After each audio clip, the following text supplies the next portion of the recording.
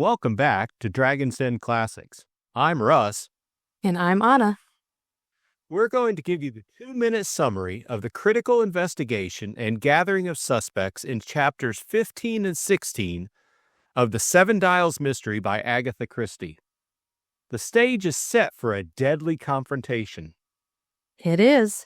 Chapter 15 starts with Bundle ringing Jimmy Thesiger early, on her way to the inquest for Ronnie Devereaux.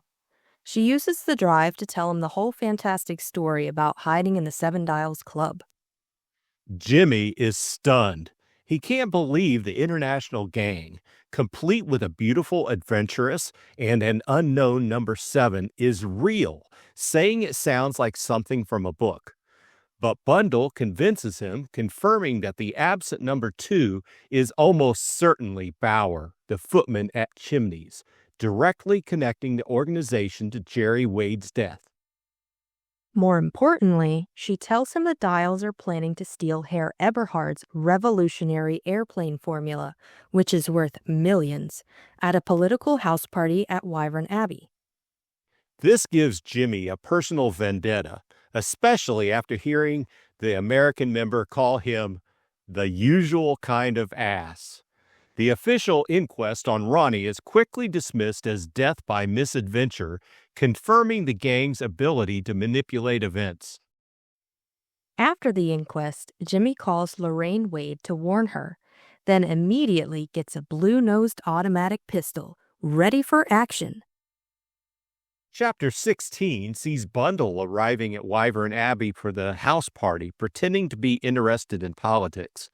She and Jimmy briefly touch base, and Jimmy admits he's brought Bill Eversley into the secret plot, believing his hefty fist might come in handy.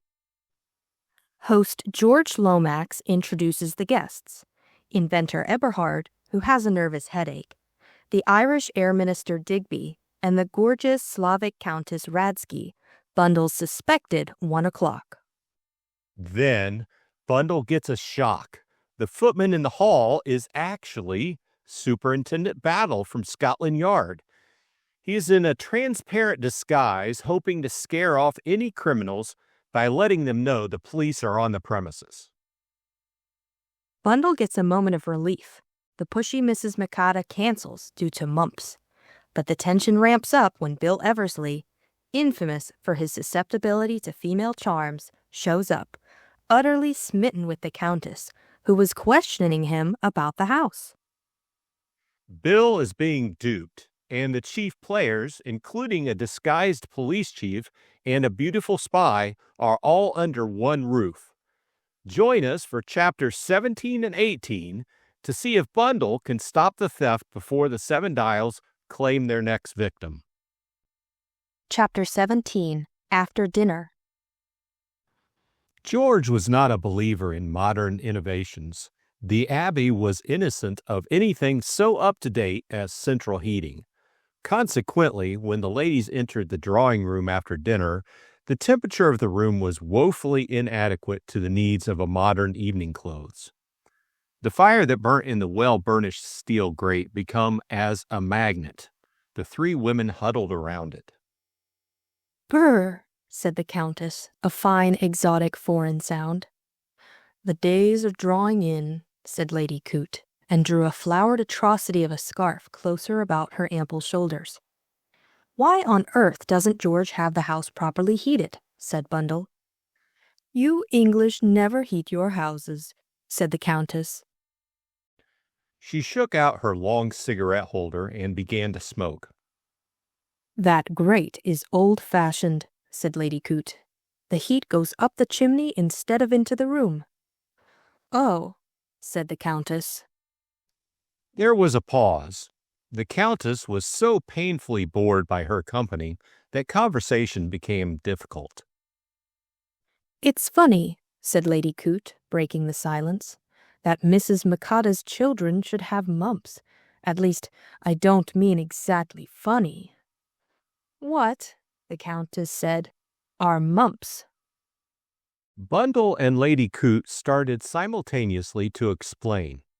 Finally, between them, they managed it. I suppose Hungarian children have it, asked Lady Coote. Eh? Said the Countess. Hungarian children. They suffer from it. I don't know, said the Countess. How should I? Lady Coote looked at her in some surprise. But I understood that you worked. Oh, that. The Countess uncrossed her legs, took her cigarette holder from her mouth, and began to talk rapidly. I will tell you some horrors, she said. Horrors that I have seen. Incredible. You would not believe. And she was as good as her word. She talked fluently and with graphic power of description. Incredible scenes of starvation and misery were painted by her for the benefit of her audience. She spoke of Budapest shortly after the war and traced its vicissitudes to the present day. She was dramatic, but she was also, to Bundle's mind, a little like a gramophone record. You turned her on, and there you were. Presently, just as suddenly, she would stop. Lady Coote was thrilled to the marrow, that much was clear. She sat with her mouth slightly open and her large, sad, dark eyes fixed on the Countess. Occasionally, she interpolated a comment of her own. One of my cousins had 3 children burned to death. Awful, wasn't it? The Countess paid no attention. She went on, and finally stopped as suddenly as she had begun. There, she said.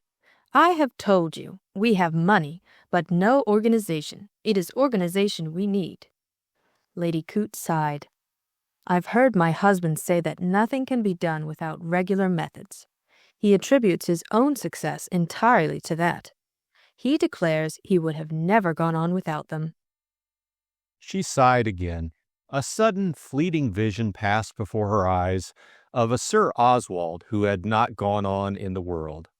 A Sir Oswald who retained, in all essentials, the attributes of that cheery young man in the bicycle shop.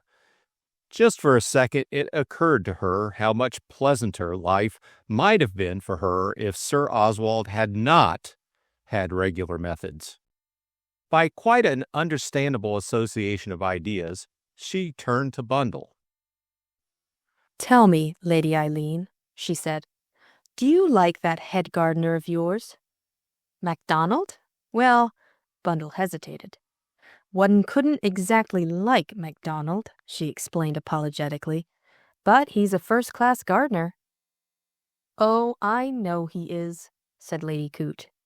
He's all right if he's kept in his place, said Bundle. I suppose so, said Lady Coote. She looked enviously at Bundle, who appeared to approach the task of keeping MacDonald in his place so light-heartedly. I just adore a high-toned garden, said the Countess dreamily. Bundle stared, but at that moment a diversion occurred. Jimmy Thesiger entered the room and spoke directly to her in a strange, hurried voice. I say, will you come and see those etchings now? They're waiting for you. Bundle left the room hurriedly, Jimmy closely behind her.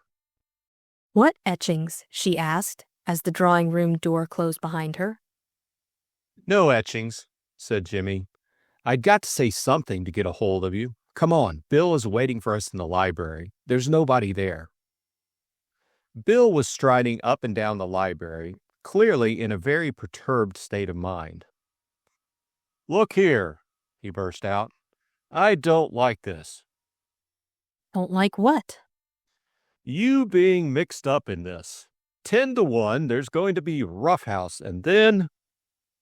He looked at her with a kind of pathetic dismay that gave Bundle a warm and comfortable feeling. She ought to be kept out of it, oughtn't she, Jimmy? He appealed to the other. I've told her so, said Jimmy.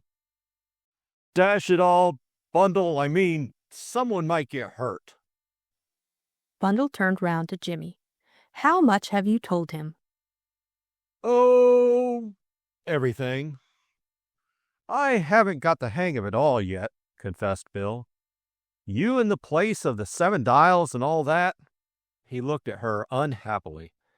I say, Bundle, I wish you wouldn't. Wouldn't what? Get mixed up in these sort of things. Why not? Said Bundle. They're exciting. Oh, yes, exciting, but then they may be damnably dangerous. Look at poor old Ronnie. Yes, said Bundle. If it hadn't been for your friend Ronnie, I don't suppose I should ever have got what you call mixed up in this thing. But I am, and it's no earthly use your bleating about it. I know you're the most frightful sport, Bundle, but Cut out the compliments. Let's make plans. to her relief, Bill reacted favorably to the suggestion. You're right about the formula, he said. Eberhard's got some sort of formula with him, or rather, Sir Oswald has. The stuff has been tested as it works, very secretly and all that.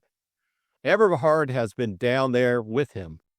They're all in the study now, what you might call coming down to brass tacks. How long is Sir Stanley Digby staying? Asked Jimmy. Going back to town tomorrow. Said Jimmy. Then one thing's quite clear. If, as I suppose, Sir Stanley will be taking the formula with him, any funny business it's going to be will be tonight.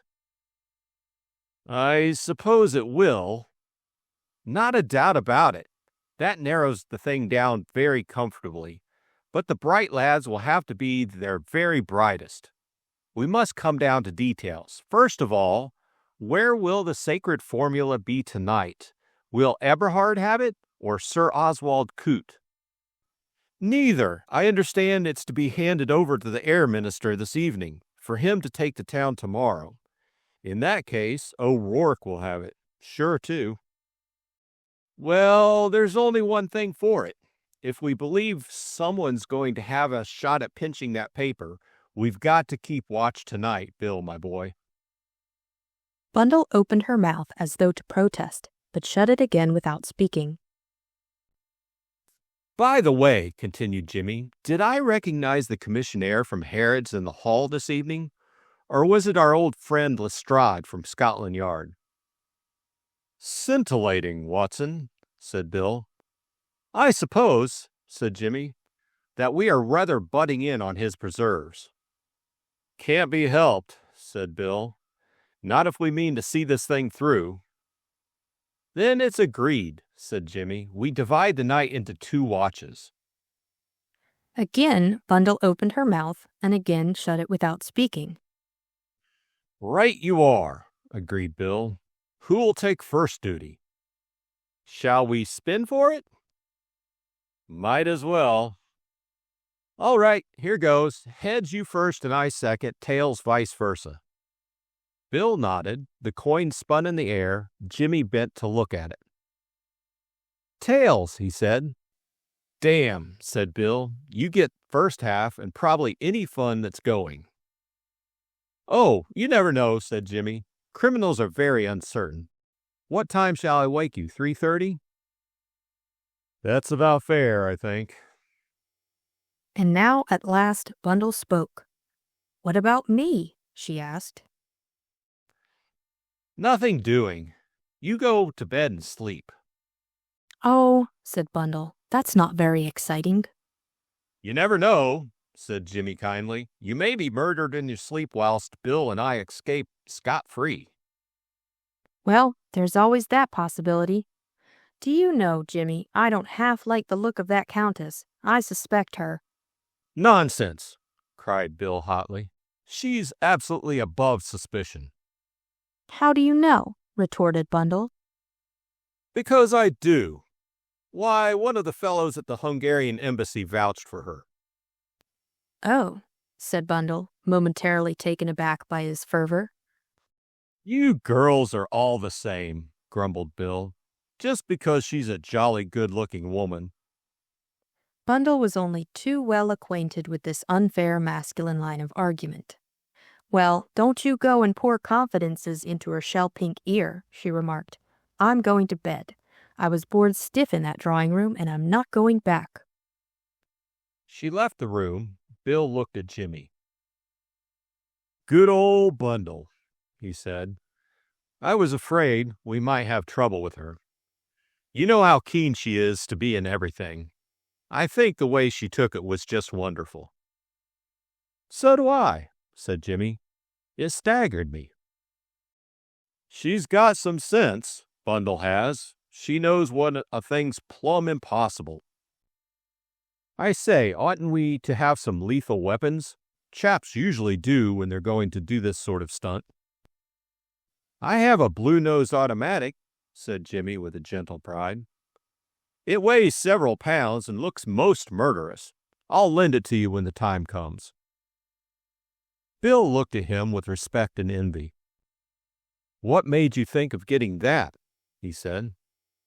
I don't know, said Jimmy carelessly. It just came to me. I hope we shan't go and shoot the wrong person, said Bill with some anxiety. That would be unfortunate, said Mr. Thesiger gravely.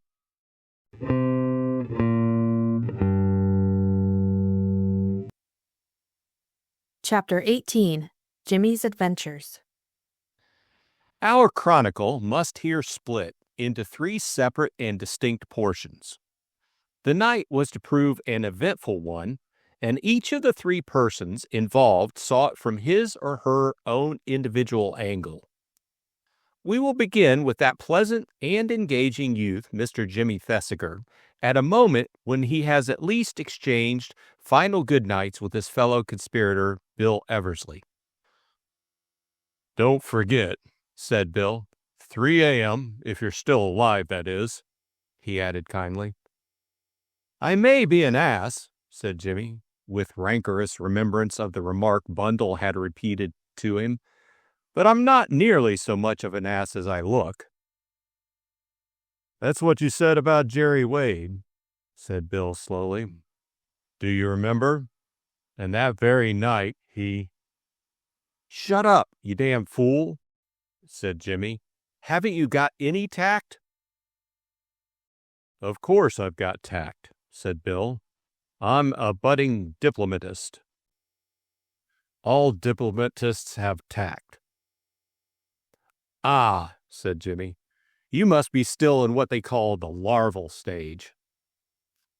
I can't get over Bundle, said Bill, reverting abruptly to a former topic. I should certainly have said that she'd be, well, difficult. Bundle's improved. She's improved very much. That's what your chief was saying, said Jimmy. He said he was agreeably surprised. I thought Bundle was laying it on a bit thick myself, said Bill. But Cotters is such an ass he'd swallow anything. Well, night-night. I expect you'll have a bit of a job waking me when the time comes, but stick to it. It won't be much good if you've taken a leaf out of Jerry Wade's book, said Jimmy maliciously. Bill looked at him reproachfully. What the hell do you want to go and make a chap up uncomfortable for? He demanded. You're only getting your own back, said Jimmy. Toddle along. But Bill lingered. He stood uncomfortably, first on one foot and then on the other. Look here, he said. Yes? What I mean to say is, well, I mean, you'll be all right and all that, won't you? It's all very well ragging, but when I look at old poor Jerry Wade and then poor old Ronnie... Jimmy gazed at him in exasperation. Bill was one of those who undoubtedly meant well, but the result of his efforts would not be described as heartening. I see, he remarked, that I shall have to show you Leopold. He slipped his hand into the pocket of the dark blue suit into which he had just changed and held out something for Bill's inspection. A real, genuine, blue-nosed automatic, he said with modest pride. No, I say, Bill said. Is it really? He was undoubtedly impressed. Stevens, my man, got him for me. Warranted clean and methodical in his habits. You press the button and Leopold does the rest. Oh, said Bill. I say, Jimmy? Yes? Be careful, won't you? I mean, don't go loosing the thing off at anybody. Pretty awkward if you shot old Digby walking in his sleep." "That's all right," said Jimmy. "Naturally, I want to get value out of Leopold now I've bought him, but I'll curb my bloodthirsty instincts as far as possible." "Well, night-night," said Bill for the 14th time, and this time really did depart. Jimmy was left alone to take up his vigil. Sir Stanley Digby occupied a room at the extremity of the west wing.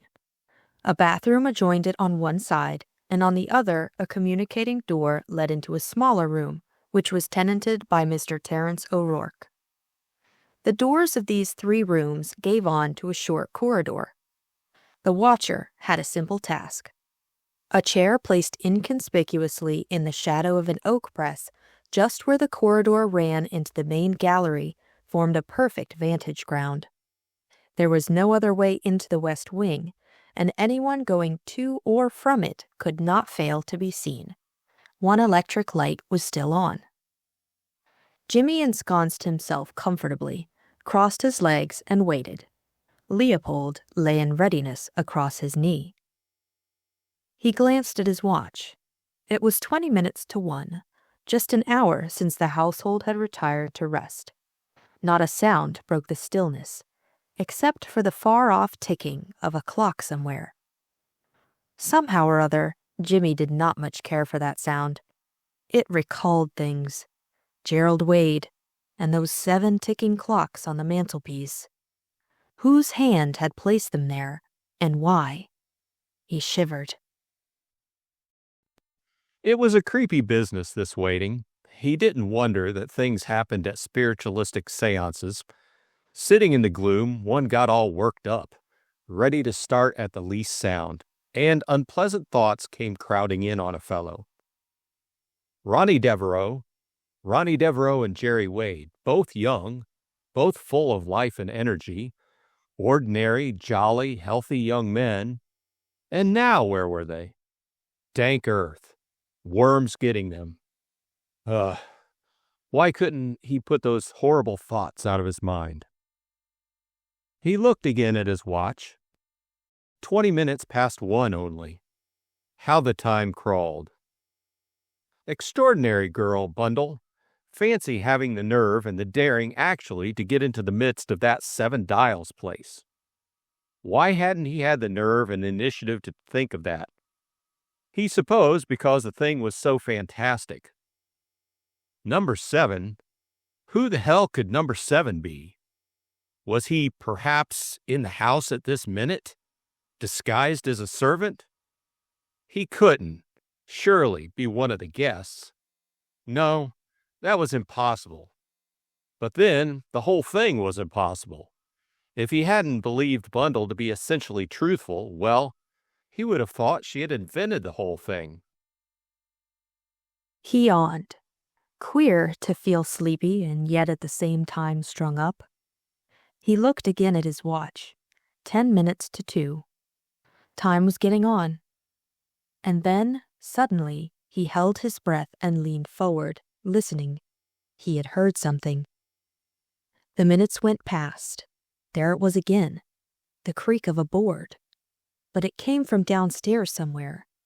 There it was again, a slight, ominous creak. Somebody was moving stealthily about the house. Jimmy sprang noiselessly to his feet. He crept silently to the head of the staircase.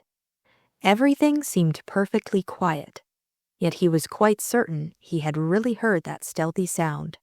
It was not imagination. Very quietly and cautiously he crept down the staircase, Leopold clasped tightly in his right hand. Not a sound in the big hall. If he had been correct in assuming that the muffled sound came from directly beneath him, then it must have come from the library. Jimmy stole to the door of it, listened, but heard nothing.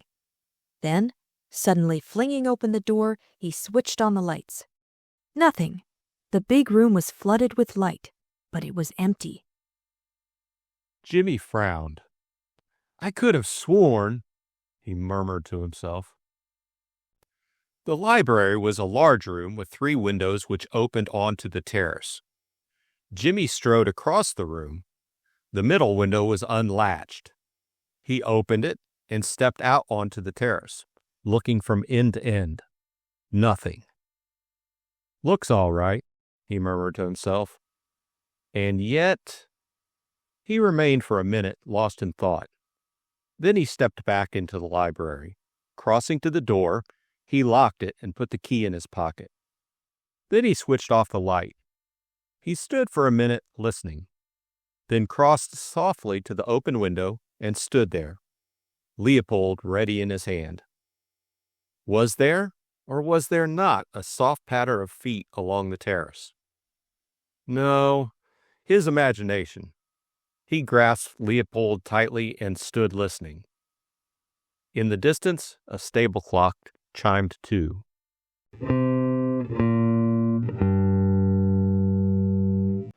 Well, Anna, there sure is a lot going on, and the tension is thick now.